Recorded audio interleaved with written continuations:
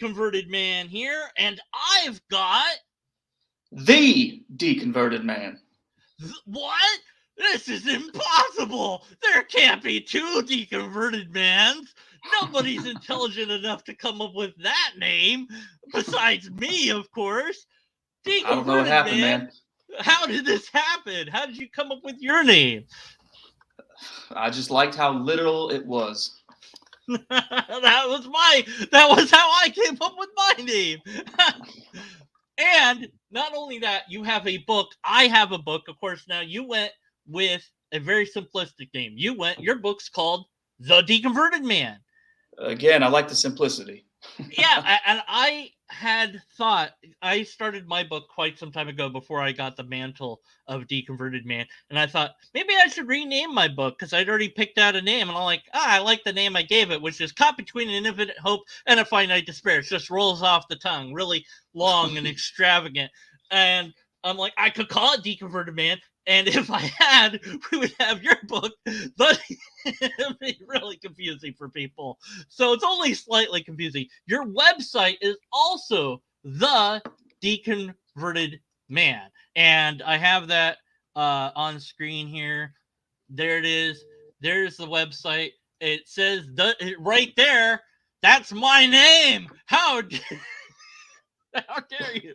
And this is kind of a blog, kind of a little bit of everything. Has articles, and of course it has your book, and it has a free ebook, taking your first steps as a deconverted man. And this really looks like an outreach to especially young men, but I guess anybody. But it seems like you're trying to make up for, like, I used to be religious, so now I have to undo whatever damage I've done. Is that fair to say, or is that how you look at It's it? close. Yeah, it's first before anything else. It's kind of like I'm writing to my younger self. Is primarily Right. what it is. And anyone Right. who wants to come along, great. Yes, it is aimed primarily at young men because that's what I was in my younger self. And Right. so, but yeah, like you said, anyone else they can read along. And of And course, here's your book, The Deconverted Man, and it is a guide to happiness, freedom, and purpose after leaving fundamentalist religion. And you wrote that. Chase Austin is your actual name or your fake name. We don't know. We're not going to ask, because, you know, who knows? So, who knows? Yeah, let's keep it a mystery. yeah, who knows? Let's leave it ambiguous. So, you are deconverted from specifically Christianity. So let's go over Yes. that a little bit. Obviously, we're not going to give the whole thing away because it's in your book. We want people to get your book. I have to mention, because I mentioned my book because I mean, I'm not just you got to promote all the deconverted men. Um, so Chase, you started as Christian. You grew up with the Christian belief system. What denomination was that? What was your experience with that? Let's go over a little bit of that, shall we? Sure. When I was young, I was Methodist, and I don't think that was any kind of purposeful decision by my family. It was just the church that was close to the house was a Methodist church, so that's where we went. And so I just thought at the time, wherever you went to church is just what you were. I guess I didn't when I was very young. I didn't know that they all had different rules. Um, but that church, I mean, I have pretty good memories of that church. I made a lot of friends there. Had a lot of fun time. You did like the young sixth, seventh, eighth grade youth group thing. All that stuff. That stuff was pretty fun. But then it all got more serious whenever I got older. I started going to a non-denominational church, which is non-denominational. So I forget about all the denominational stuff. But really, where I'm here in the Deep South, everything just kind of has a Southern Baptist slant to it, no matter where you go.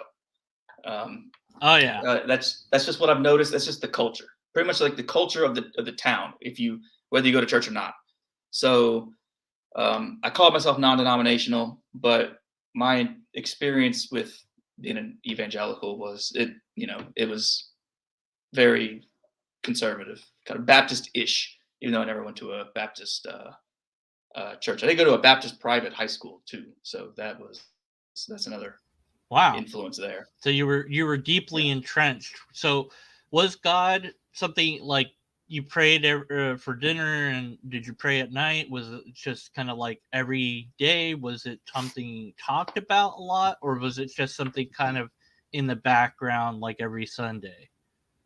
Is it, I kind of ebb and flow with it, like I think everybody does, and I would get really into it, and I'd pray every day or pray multiple times a day, read my Bible, do little self-guided devotional Bible study books. I go to church, all that stuff, and then then sometimes I kind of just go through the motions of it all, and I wouldn't really feel it, and then I'd go to some event, and I'd get a spiritual high. I'm sure everyone's familiar with this, and then that would recharge me, like, yeah, let's go, and then that would fade, and then it was like a sine wave, of just intensity and being apathetic about it. But it was always there. It was always serious to me. It was always a part of my life. It was always something I thought about every single day. It was something I prayed a lot about. It was something that it was important, and it mattered. Yes, yes. Now you did something that I think was a grand, grave mistake. Is you decided to actually read the Bible.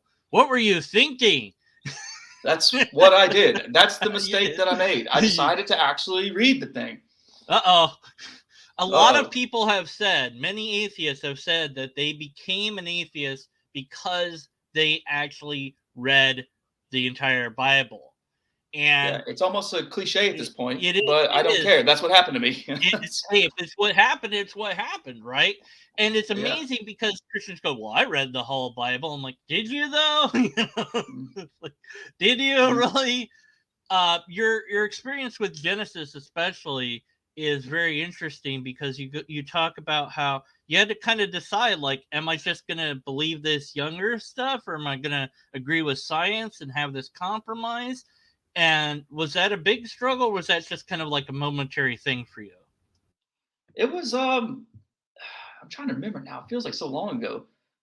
But it was just I didn't expect to hit such a hitch so fast, right? Because it was Genesis chapter 1, Yeah, it's Genesis right there. 1. It's immediately, Yeah, right. I was like, all right, I've decided I'm gonna read this whole thing. Finally gonna read this whole thing. It's like, where should I start? I was like, okay, I guess the beginning. Why not? And so I was just reading all this, and I'm just like, I'd done this when I was, yes, this is not when I was young and in the Methodist church, but after I was older a little bit, I was trying to make my faith my own. So I just read it, and I was like, and of course I knew the story from Sunday school, but just in that moment, just sitting there revisiting it with that, just being older, and I was just like, of course this is what some ancient person would write about where he thinks the world came from. That makes so much sense.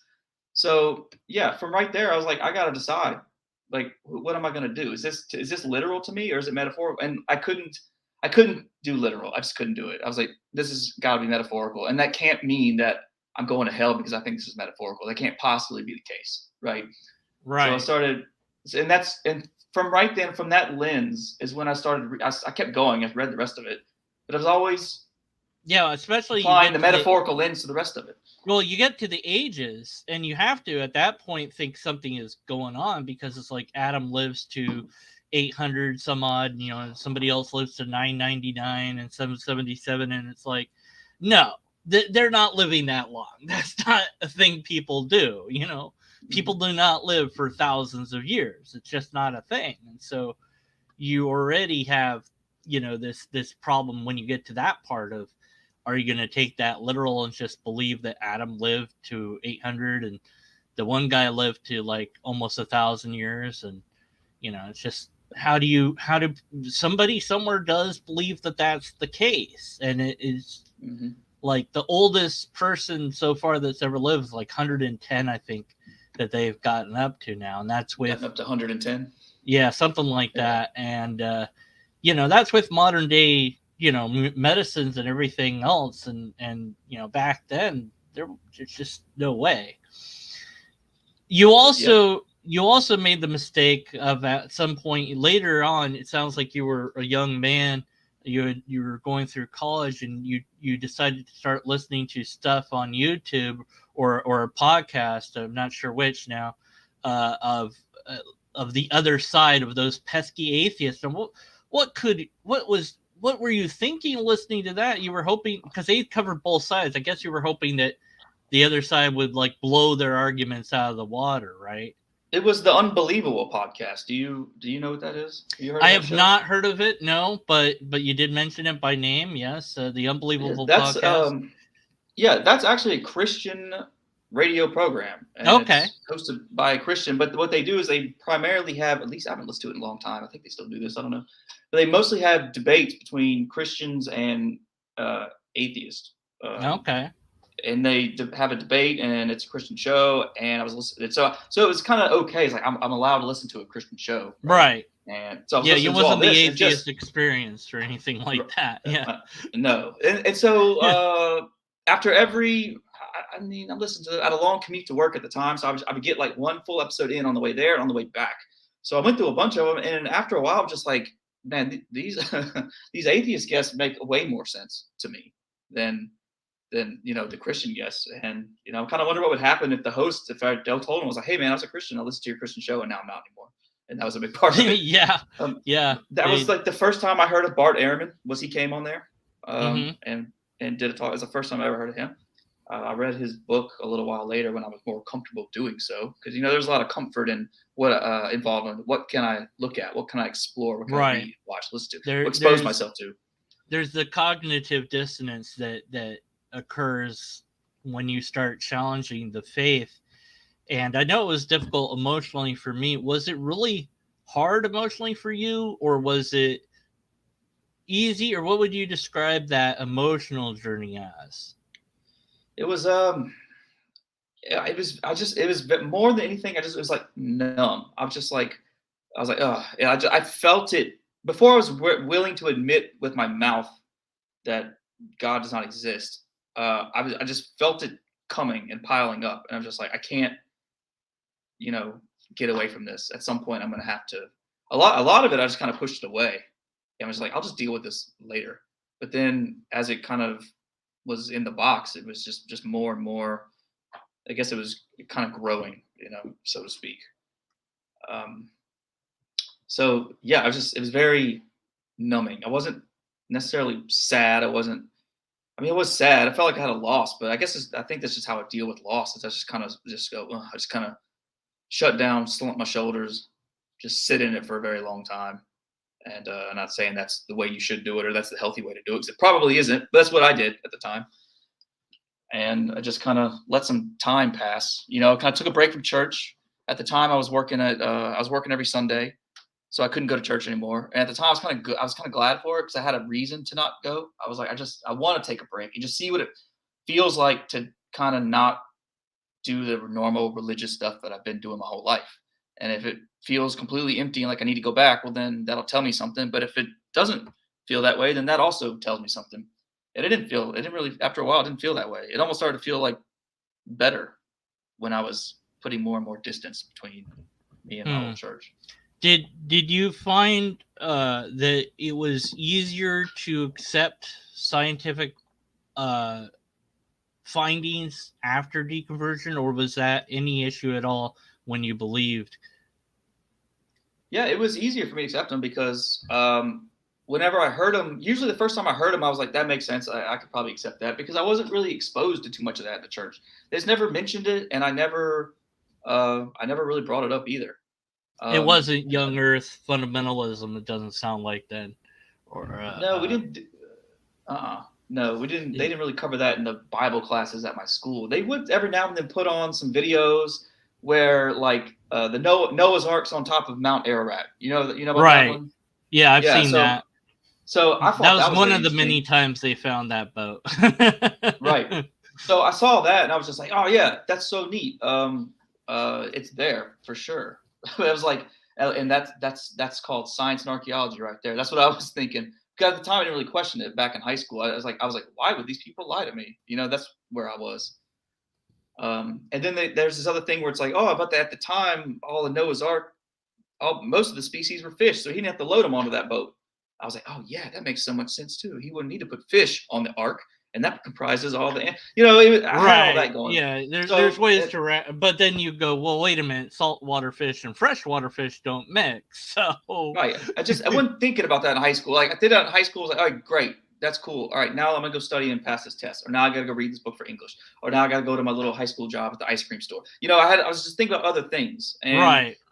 but then eventually I had to face all that other stuff, and then once I did, I was like, because I thought it was science, like the arc on top of the mountain. I thought that was science, and I accepted that pretty easily. So when it got, I was already used to accepting science. So whenever it was like actual science was presented to me, I was just like, oh, okay, yeah, this, Right. and it Right. wasn't really that hard. Okay, because I found that it was, for me, it was I had this kind of hesitation to to really accept things that I felt like there was things I couldn't look at or look Hmm. into. Like I certainly couldn't look into Satanism or witchcraft or demons, because all that was evil and spooky, and something bad would happen. So all Yeah. that became like, once I deconverted, it was like I can learn anything because it's not going to hurt my belief. And the sounds, it's a little bit different. We all have our own unique Oh yeah. deconversion here. Yep. And They're all so very unique paths. yeah, and so for you, you thought your way out of it, uh Oh, very much so. Yes, thought my way out of it. and did you have a lot of, did you have any help with that, or was it just on your own? I mainly did it on my own. I had one friend, and I've written about him, I think either in the book or definitely on the blog, but maybe also in the book, but definitely in the blog. I had one friend who like went before me, before us all, right? He did it first. By did I mean deconstructed, and there wasn't really any of this stuff on the internet as far as I know. I'm sure there was something, but he started reading Bart Ehrman and all that stuff, which you read the same. I think he found Christopher Hitchens videos on YouTube. I think it's what happened to him. Um, and so whenever it was time for me to, whenever I was going through it, he offers, "Hey, and I was like, no, actually, I don't. I specifically actually don't want to talk to you about any of this stuff because I don't want to follow your path. I want to do mine." So he's like, okay. So I did it at my own Hmm. pace because I became very, I was okay with things in the Bible being metaphorical, whereas he was already out. So I wasn't really ready for him to just say, "Oh, here, read this book on why the resurrection never happened," because that was like, to me, that was the only thing that literally needed to be true in the Bible. And if that wasn't literally true, then the whole thing fell apart, right? So I was still holding on to that, and I wasn't ready to investigate that. I was happy to investigate, Noah's Ark being not a real literal story, right? Or the Exodus. I was having fun with that still, but I wasn't ready to be hit with the resurrection. I didn't. That it needed time to get there, which I eventually did. Yeah, that's So the anytime, that's the cornerstone of the right? faith. Is, if this, I mean, they says it right out. It's an interesting mind trap that it says that in the Bible, and people make a big deal of it. It's like, of course it says that. It says if it's not true, it's not true. Well, duh. But what it Right. says that for an important reason, because it is a self-affirming belief. Then it kind of like, of course it has to be true, otherwise I wouldn't believe it. I believe it, therefore it has to be true, and it's very circular, and that's why it, Yes. it sticks in your head like a song or something. Yes. When Now, so you were a young man, a young adult when you finally deconverted in full, or what age were you? Do you even Um, remember? it spans. I'm gonna say around ages 21 to maybe 24, around that window. It was like a very slow process along those years of my life. I'm pretty sure. That's what I'm gonna say. It was around that area. It wasn't like it didn't happen fast. It happened pretty slow, and I it just sometimes I just put it away and just did other things. So that's why it took so long. But hey, it took as long as it took, and then eventually, just one day, I looked around and I was just like, I'm all right. I don't believe this anymore. I don't need it anymore, Hmm. and that's about it, really. Did you suffer at all because of that final straw, or have nightmares or anything like that, or was it just you're done and it was okay because you No, went through it so long? it took so long, and I think that kind of took the blow out of it, and I was just okay with just little things fell away at a time. I didn't lose it all at once. It was just like the little things. Hmm. Eventually I stopped praying. I was like, okay, I'm all right with that because I'd already been deconstructing prayer for a while. I was doing the whole thing where it's like, why do I need to say what I want and need? Because if God should already know, and if He's just going to do what He does anyway, why should I pray for it?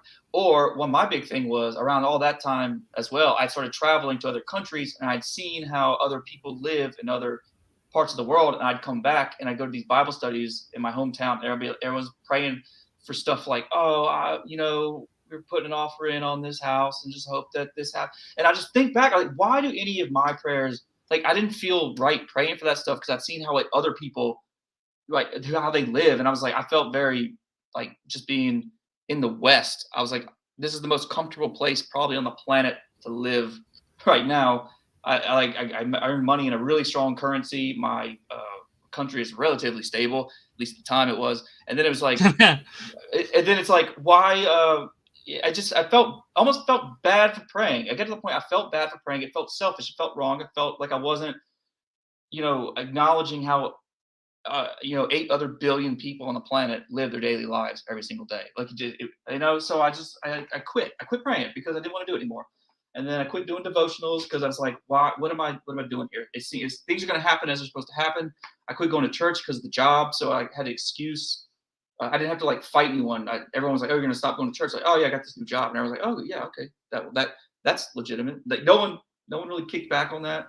So there's like piece by piece by piece. It was easy to let it all go like that. Right. I mean, that sounds a lot easier what I did. It all kind of went at once.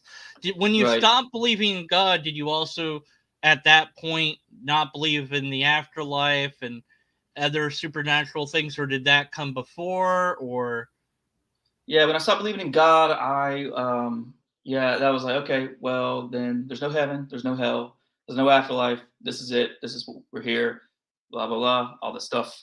And so now, since then, I'm definitely open to reconsidering all that stuff. Not God, but just like looking into other stuff, such as, for example, reincarnation, or something a little more out there, interesting, simulation theory. Have you ever heard of that? Like I used to not look into that kind of stuff, but now I think that's completely fine and fun to look into. Because, it's interesting. There's all sorts of beliefs and all sorts of things. I'm a skeptic, so I doubt all the stuff. That's kind of how I refer to myself. Skeptic first, and because I'm a skeptic, I'm also an atheist. But so I doubt all the things, but I look into all that sort of stuff because it's interesting. I haven't found anything to be true of it, but it's all interesting no matter what. I think that it's good to know as much as you can know about what people believe in and why they believe in it and how it would work mechanically speaking. It's fascinating. Strongly agree. I think it's always worth knowing. If it exists, it's worth knowing. I don't, because I used to dismiss ideas just out of hand because of what other people are saying, and that's what kept me in religion for so long. If I never done that, you don't want to. I would be out, right? So absolutely. I refuse to make the same mistake now, even though I'm out of religion.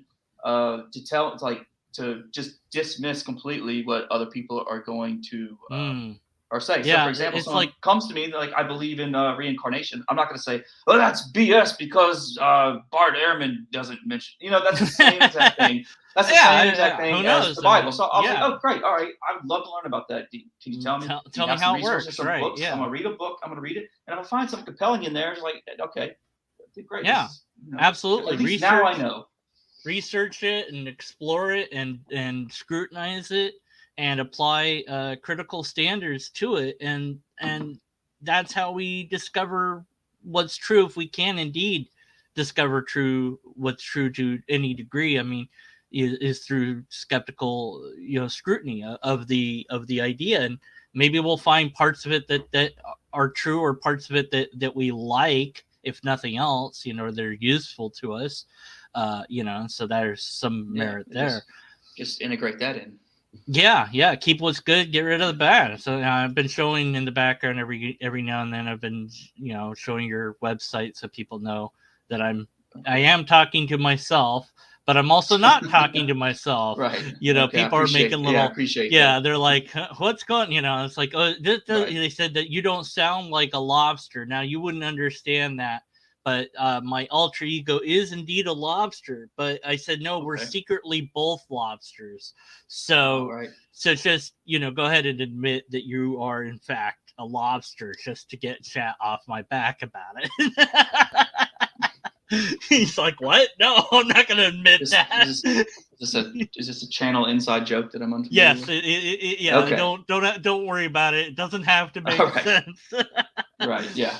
So, yeah. So now the other thing is you have what I would call kind of an outreach here on your blog, because you have a way to contact you. That's how I got a hold of you. I'm like, hi, I'm you. Let's Yeah. talk to each other. And I think it blew you out of the water because you were like, what? See, this is my website. Look, I'm on YouTube. I'm you. Look at it. Talk to me. And you're like, okay.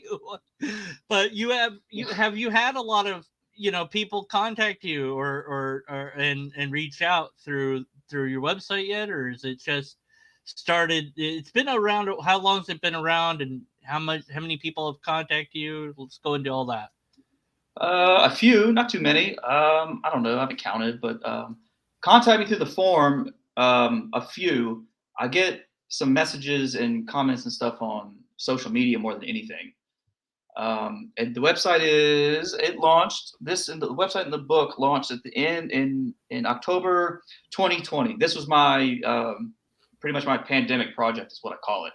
So we all got locked down, and I didn't watch Tiger King. I didn't download TikTok. This was your Tiger King. I didn't get a Peloton. I didn't play Animal Crossing. Like, I didn't do any of that stuff. I was just at my computer typing this book, typing the first handful of articles that would go on the website, designing the website badly because I didn't know what I was doing. That's just what I did. And so it all came out. It looks fine to me. It looks good. I mean, it didn't use. That's a brand new theme. Okay, that just happened like a month ago. So you should pay someone for that. It's no shame in it. No shame. Or it's all no. you. I almost did. I almost did. Okay. Almost did. Right. But this theme I finally learned how to kind of do it. It's pretty idiot proof. So that's what I was looking for. All right. Yeah. It's .com. I mean, it's easy to remember. It's thedeconvertedman.com. I mean, I'm not going to forget that. I keep pressing the wrong buttons there. I keep pressing the me big button and not the us big button. Sorry. But yeah, I mean, and so you've had some contact, and that's fine because it's only been up, a couple of years. Well, I got to ask. Year and a half? Yeah, a year and a half or so? Yeah, okay. year and a half with not much, I guess not much marketing. I just kind of throw stuff up there I was going to say, did you go make Twitter account, Instagram and all that, and you're not on YouTube. No, you are now, but you're, Well, yeah.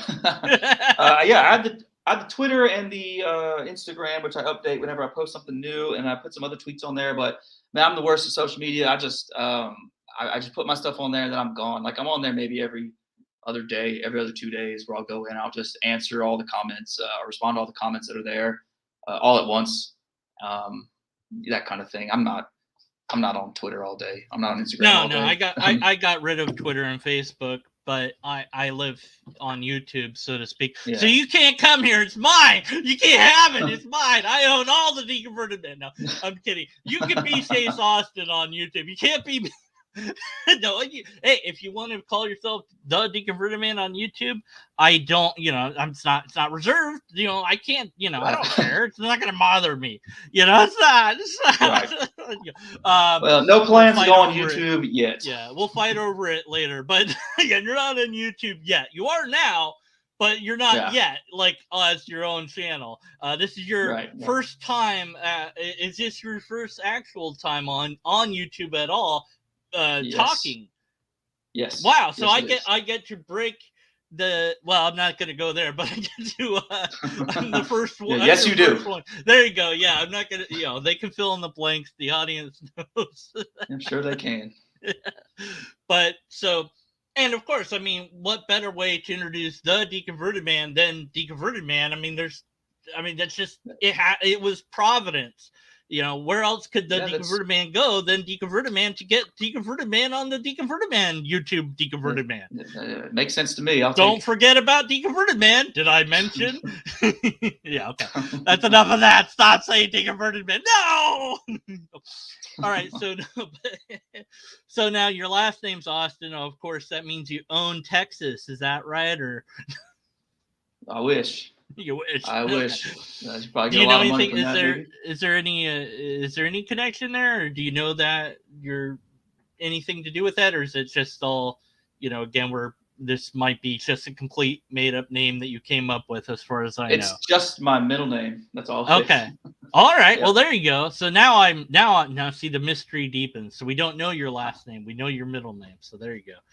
We put the pieces together. Yeah, the CA. We'll find you eventually. You're in the South, CA. We've got enough to piece it together. Those internet probably people, do by now. Yeah, probably those internet people might come and get you. You never know.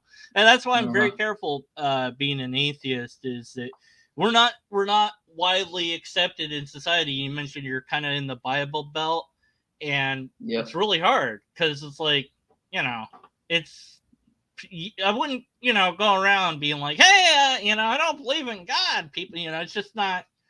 Yeah, I'm an odd man out around this town. That's for sure. It's not something I advertise, but I found I found the people that share the non-belief here on the internet, and I call the internet the place where religion comes to die, because it does seem like that happens more often than not. It seems like more and more people are going away from religion. Are you actively trying to deconvert people, or is it more that you see that you're just wanting to be there for when people deconvert? The second one, be there for when people want to deconvert. There is plenty of stuff that happens that for getting you out of religion. All that exists. It's all great. I've been through a lot of it myself. But one thing that I noticed that this might even be in my book, I can't remember, but like for Christians, if you are a non-Christian, you go to church and then you're there and then you hear a message and you're saved. Once you're saved, they like quote unquote plug you in, right? They give you this person. Hey, this person just got saved. Oh, okay. Here's your next steps. This is what you do. Read this Bible, go to church, join a small group, say some prayer. They help guide you there. They don't get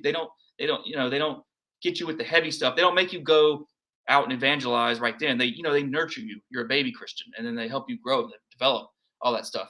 On the opposite end, these people, they would drop all these facts on you, fact, science, history, and you're like, okay, all right, I don't believe anymore. And they're like, great, mission accomplished, and they're gone, and you're left. Yeah, they don't mentor you or whatever, right? You've completely upended your entire life, and you have good nowhere luck. to go. Yeah, exactly. That's exactly. So you're kind of a mentor to the deconverted men that might be out there. So the stuff I write about is catching people at that juncture right there. It's just like, okay. So for example, something I write a lot about is, okay, all your religious friends are gone. You have no friends anymore. How do you go make friends? How'd you make friends before? At church. We're not going to do that. So what do you do? It's entirely possible. You have no clue. You have no idea, right? And it's so important. Right. It's like such an important life skill. You say you're a single guy. It's like, where'd you used to meet your girlfriends? Well, at church. We're not going to do that anymore. How do you go and meet other women? Well, and what happens when you get to a relationship with them and they never step foot in a church in their life? It's like, and it's not outside the realm of possibility that she's probably going to want to eventually have sex with you before marriage. Like, do you know how to handle that? Do you know how to navigate that? Have you ever thought about that? Probably not, right? Because did your family take to your deconversion okay, or did any of them, excommunicate you, or? No, they were pretty much fine with it. Wow, that's good to hear. My mom was the more church person, but I think she was mainly just trying to get us there when we were young, because I think she just thought that we would not get caught up in a bunch of bad, naughty things if we had church influences or whatever. Right. But so she was involved, but she kind of quit going kind of around the same time. I quit going to that Methodist church, and then I made myself start going to the other non-denominational church. And by that point, I think she just kind of didn't really bother with it anymore. Did you lose any friends when you deconverted, or?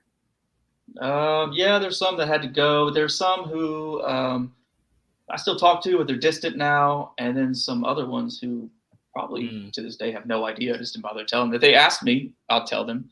But Yeah. it just It's hasn't not like really. you're like, hey, I don't believe in God now. All right, yeah. Yeah, pretty much. Yeah. It I it also helped. I I moved overseas for a while. I worked out of the country for like 5 years, so that distance um, kind of helped ease that process along. It's like yeah, the people who are very different from me, I was able to not really keep in touch with, and it made sense because I was far away. right. Do now some people say that humans need religion. I don't know how much that's true. I suppose it is to some extent.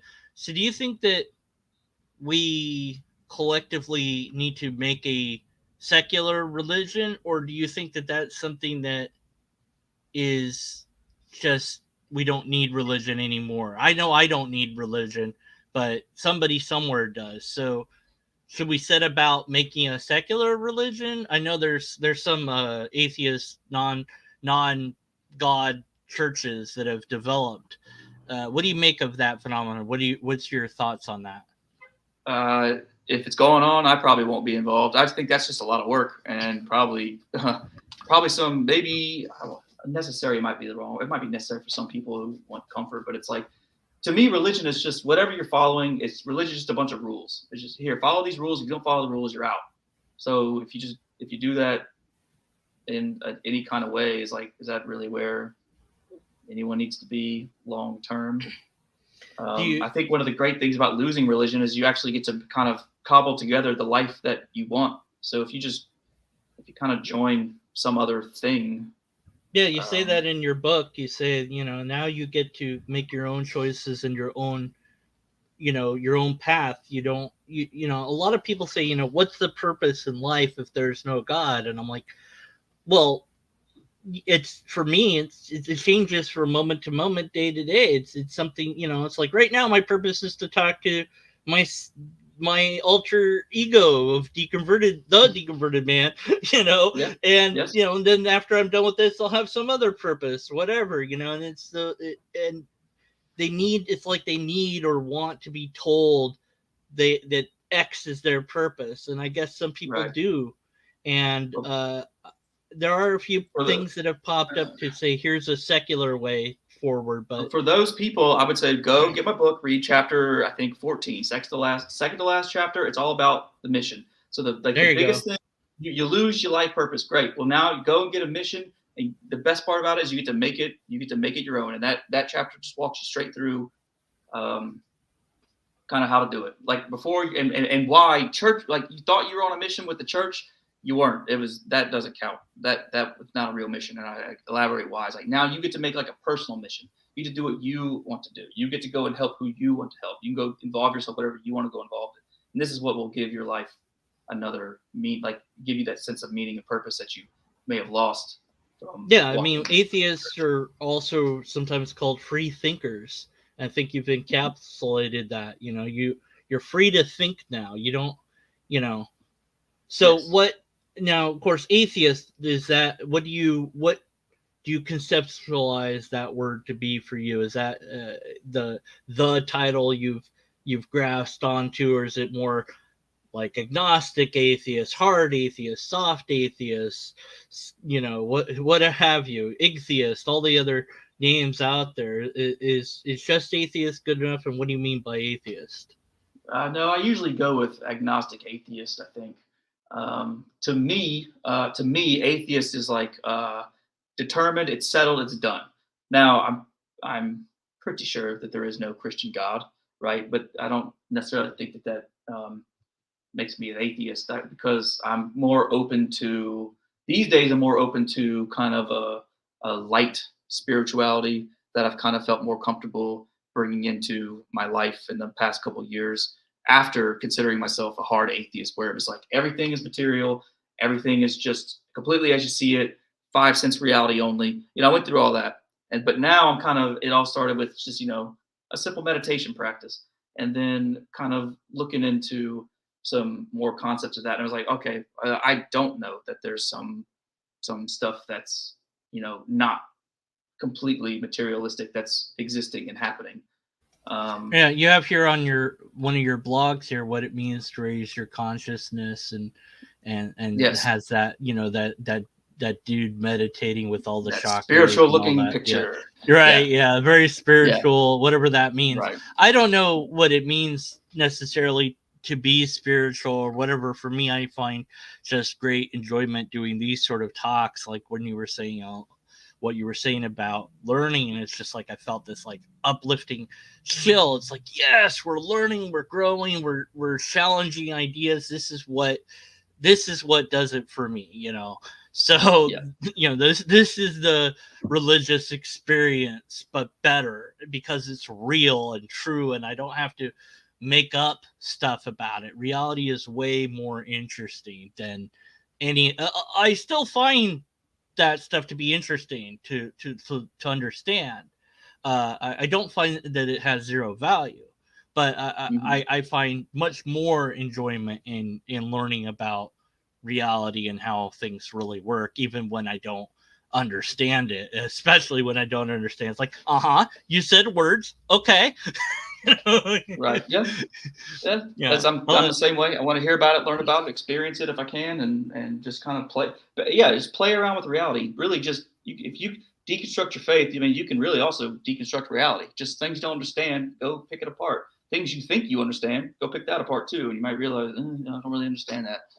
And it just yeah, kind of go yeah. from there. It's all just giant growth process. What I always say, pretty much on all my social media or my blogs or whatever, is if you can deconstruct your faith, you can deconstruct everything else. Like Mm, faith deconstruction is a life skill that you learn whenever you do your religion. It's like you can do. It's like what else did you just grow up being told was true that you just never questioned besides mm. religion? It could be anything. Like Yeah, could be like everything. politics, economics, money, all that kind of stuff. You can deconstruct all that stuff because you probably what you think about that, not you, but like the Yeah, big no, you. yeah, no. But what you probably think about that is just something you were told by your parents when you were younger. That's exactly why a lot of people believe in religion. So you kind of owe it to yourself to kind of pick that apart too and uncover some stuff that maybe hasn't really been told to you before.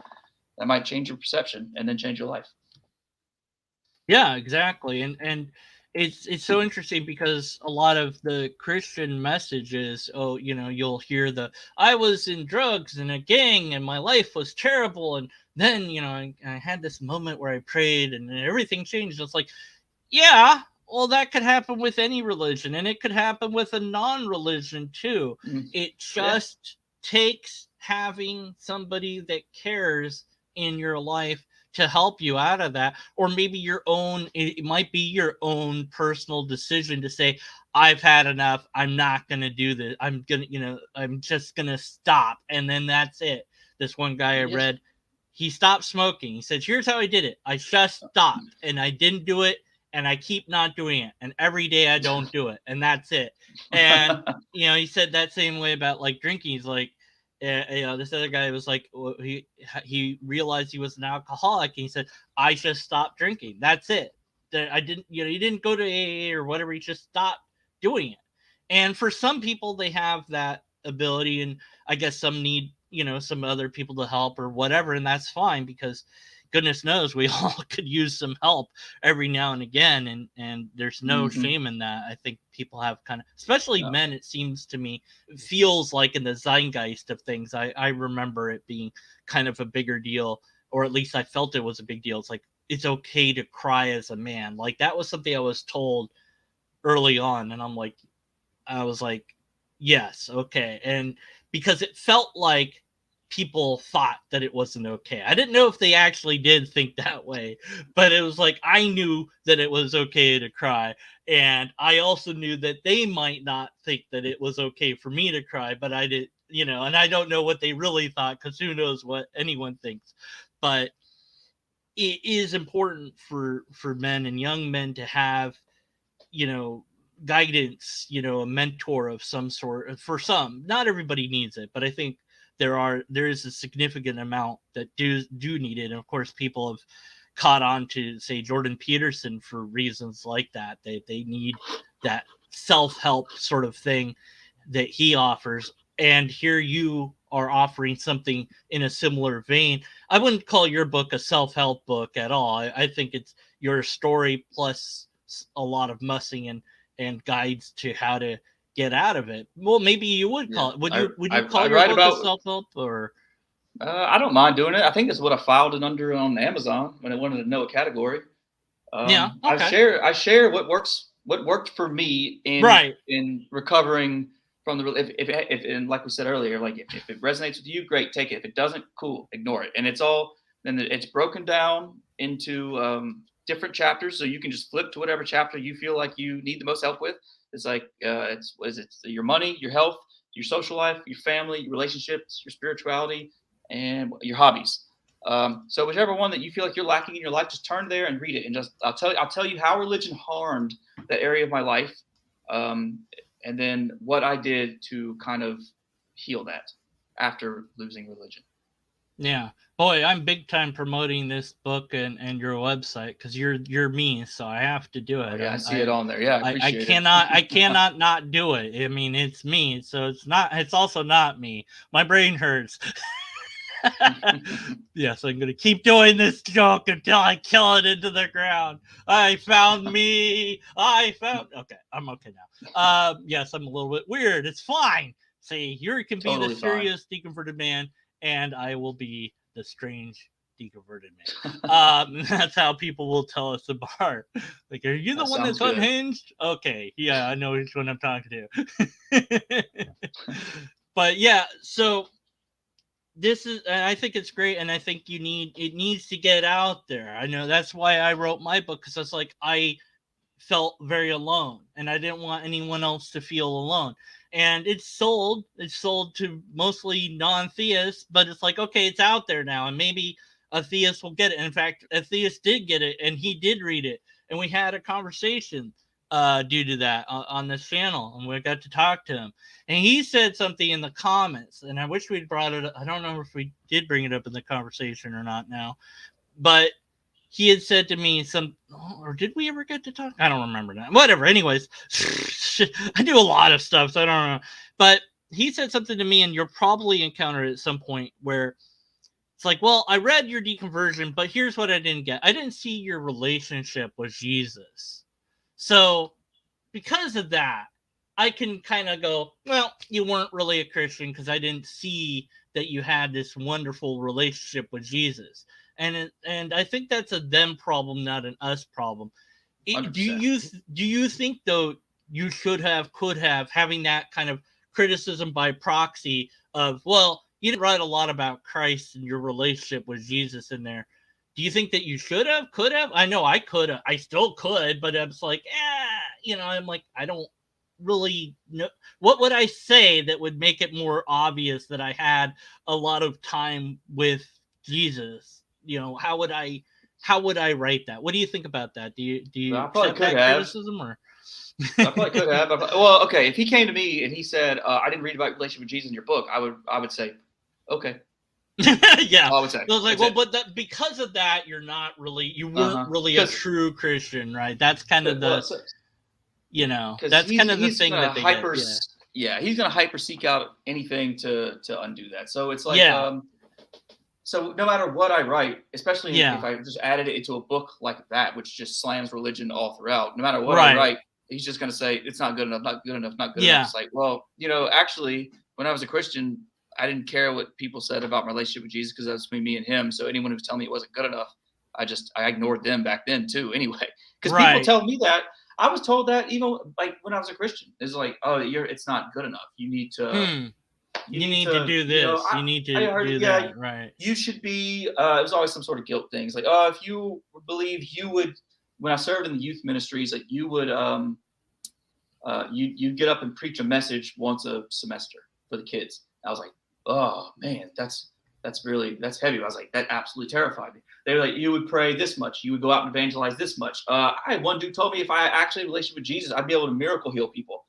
So Yeah. it was like I've heard the It's entire always spectrum. something. Right. Yeah. Yeah. So Yeah. Well, I I learned thought back that then. too. But it's a criticism. Of course, if you ever get involved in YouTube, you'll face that same criticism from the believers of the no true Christian which is a variant of the no true Scotsman fallacy. It's Right. the no true Christian fallacy. It's like, well, you didn't do X, therefore, and they do that because I think because of the cognitive dissonance. They're putting themselves in your shoes, and they're going, wait a minute, I don't want to stop believing what I do. So I have to make a reason why it is they were able to do that. So I'll just say they weren't really a Christian. Therefore, I will never feel like I will deconvert because that's scary and I don't want to feel that feeling. So it's a way to put you on the outside. You're an outsider. So that removes you from them and makes it about you and not them. That's what I think that they're doing by doing that.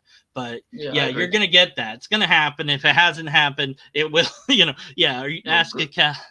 Yeah. Great. I already know how I'll respond. So it's yeah. They can do whatever. They can say whatever. It's preparing you. It's gonna get worse. Oh man, you'll hear it all. Trust me. But yeah. Right. So have you had any negative feedback so far? You're pretty new to this, so I don't know if you have or haven't. Have you had people come at you yet and say nasty stuff or? Not really. I just get some people on Twitter who will comment Bible verses or something, very low effort type stuff. And then all the other people who are commenting will just pile on to them. And so I just leave it alone. I'm just like, it's fine. I don't need to do that anymore because everyone else has got this. So yeah, right. So you hear that, trolls? Go get them. Get them. Get them. Yeah, great. That's what I'm saying. Hey, because when someone comes in there and says something religious and then people start arguing, I'm like, great, this is boosting my Twitter algorithm for free. It's great. Great. I love that stuff. I love it. I love people fighting in the comments. It's great. Are you interested in learning informal or formal logic to really shape a debate, or are you ever going to get into debate at that honestly, level, or? Probably not, honestly, because it and I feel kind of bad because it helped me get out, where listening to these people on the internet being like, well, Paul actually didn't really write these letters, and at the time I was like, oh my God. And then I went and read was it Misquoting Jesus and Forged by Bart Ehrman, but they're like, dude, okay, so I'm good, right? So now again, like my process is like for the people, because learning more about the Bible, in my opinion, is like it's still a low-key way of giving your time and attention to religion, even if you're out of it. And it's learning all that stuff, it's valuable, it's interesting, but like, is there more urgent stuff in your life that's happened because of your deconversion? For example, are you completely lonely because you have no more friends? It's like, did you lose your still believing spouse? Did your still believing girlfriend break up with you? Have you lost your purpose in life? That stuff is, that's right. Kind of, in my opinion, you have to have your lifestyle, happiness stuff. And if you're, binging content about, which, what is Exodus real? Here's why not.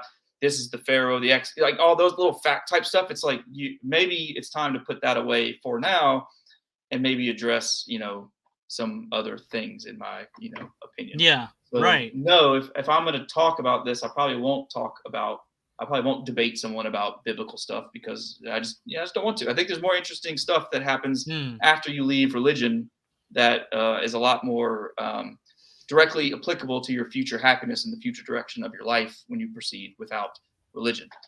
Have you heard of the recovery from religion? I don't know what to call it. Group.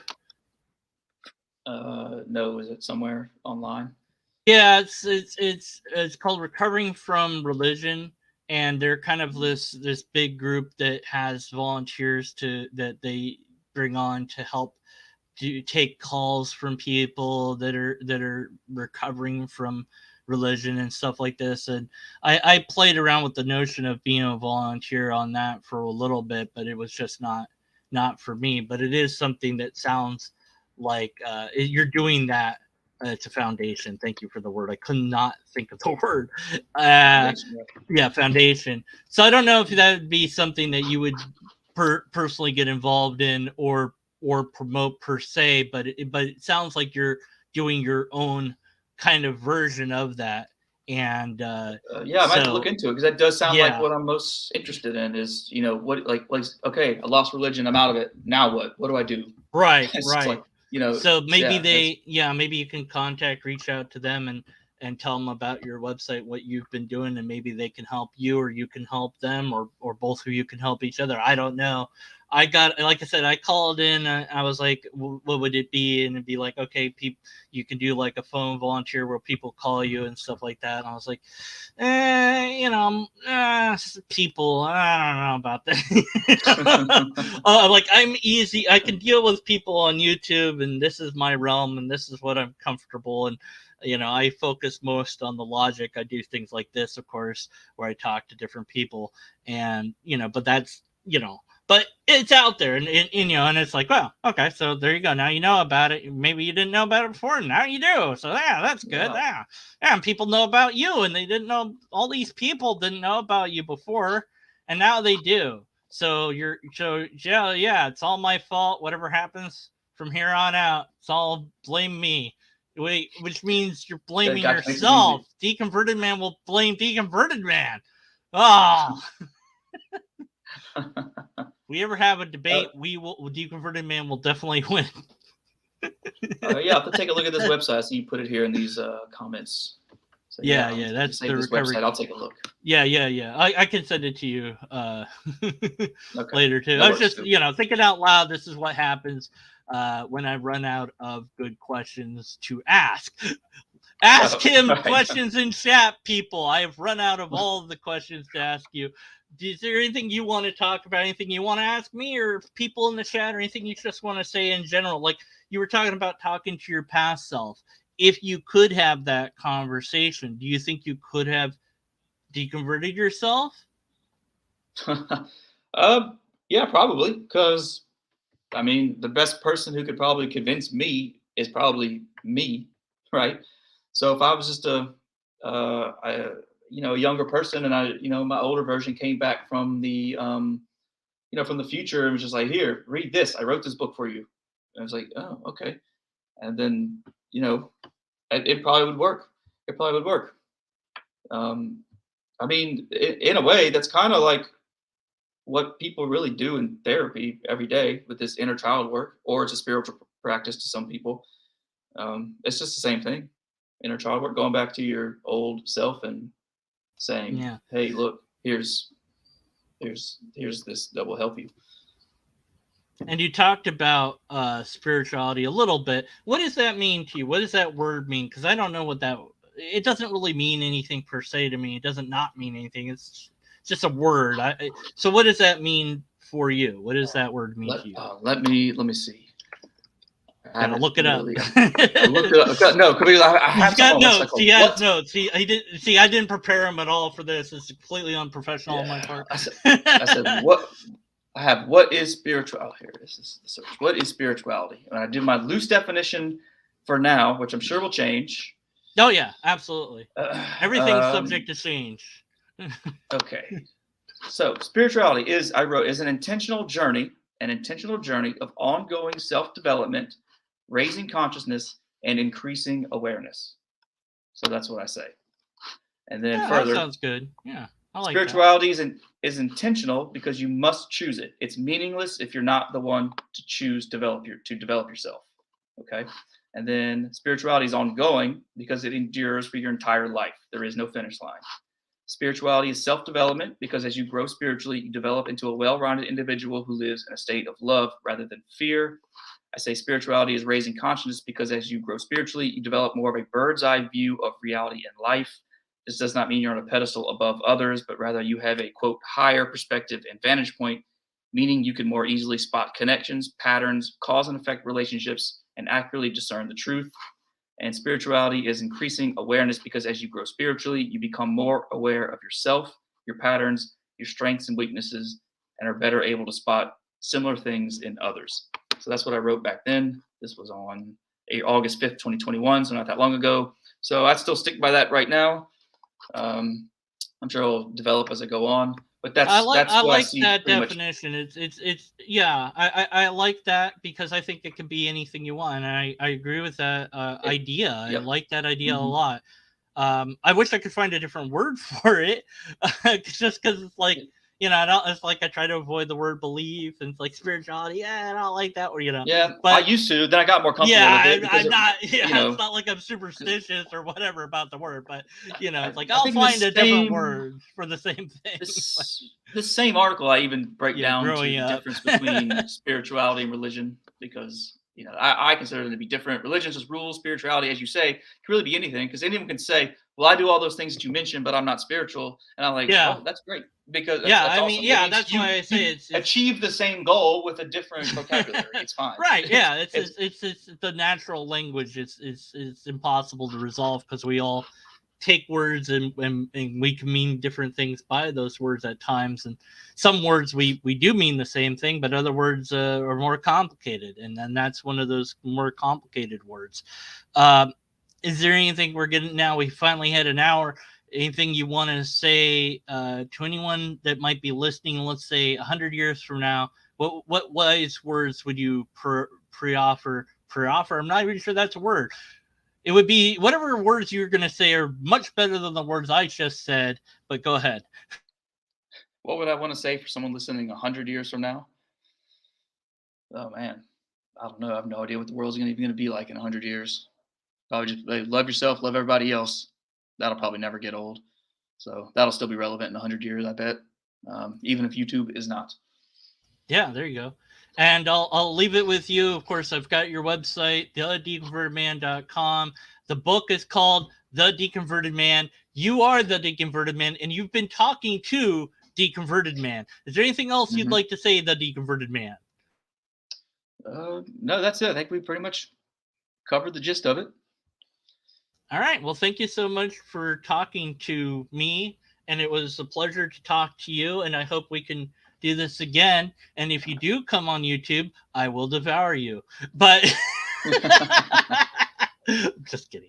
Maybe. All right.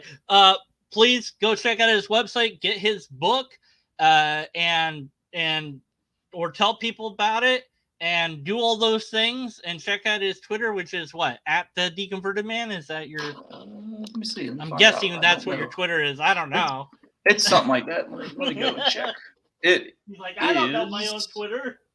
I don't. I really don't. I'm the worst person on social media ever. It is at deconverted_man. Yeah. That's what it is. At yeah. See, I was Deconverted Man, so I took Deconverted Man. So you can't have it. Ha! Yeah. Ha ha! It's they're all linked on my website somewhere. It's all there somewhere. I didn't see it, so I didn't put it, but I'll add it. Okay. No, that's it. Nobody had questions for you because you knew everything. Wait. What's the fundamental nature of reality? That's the one thing that we didn't cover, and we're gonna cover that right now.